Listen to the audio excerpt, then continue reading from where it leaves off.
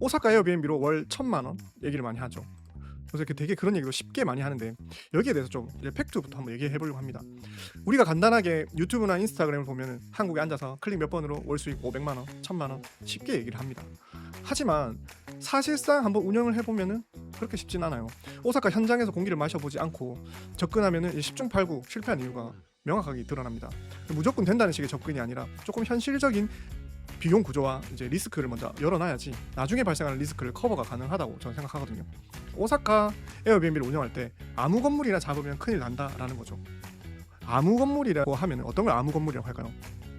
일단 기본적으로 일본에서는 에어비앤비에 대해서 규제는 많이 풀려 있습니다. 주택 숙박 사업에 대해서 어떻게 되어 있냐면 연간 180일 정도는 운영해도 아무 문제가 없다. 하지만 180일이라고 하면은 1년 중 365일 중에 약 절반이라고 하죠. 그렇게 되면은 한국에서 원격으로 계약해놓고 알아서 되겠지 해서 180일 운영하면은 나중에 180일 어떻게 하냐. 그러면 앞에 충분히 수익을 내놓고 뒤에서 적자 볼 수 있는 구조가 발생할 거거든요. 최근에 정부랑 지자체에서 허가를 이제 잘 확인하는데 예를 들어서 무허가 그냥 180일만 허가를 내놓고 막 365일 영업 하다가 이제 면허를 취소를 당한다든지 그리고 주변에서 소음이나 쓰레기 민원 이런 것들 정말 많이 발생하거든요. 그리고 또 어떤 문제가 발생하냐면 청소비, CS 한국에 내가 에어비앤비를 운영하고 있는 이런 것들을 리스크를 어떻게 감당하느냐. 손님 들어서 체크할 때마다 방을 치워야 하는데 어떻게 할 것인가.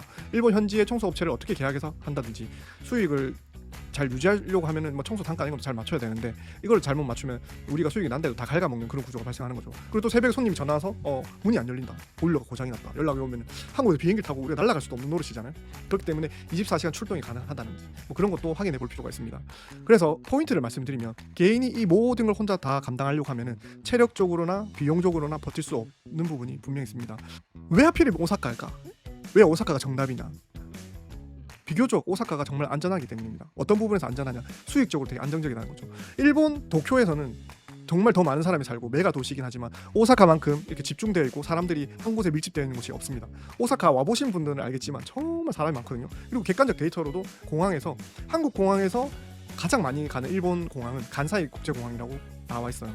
그래서 우리가 오사카를 포기할 수 없는 뭐 객관적 이유를 하나 더 들자면 역대급으로 외국인이 방문한 관객 수도 많고 그리고 2030년까지 오사카에서 대규모 복합 리조트 카지노가 열립니다.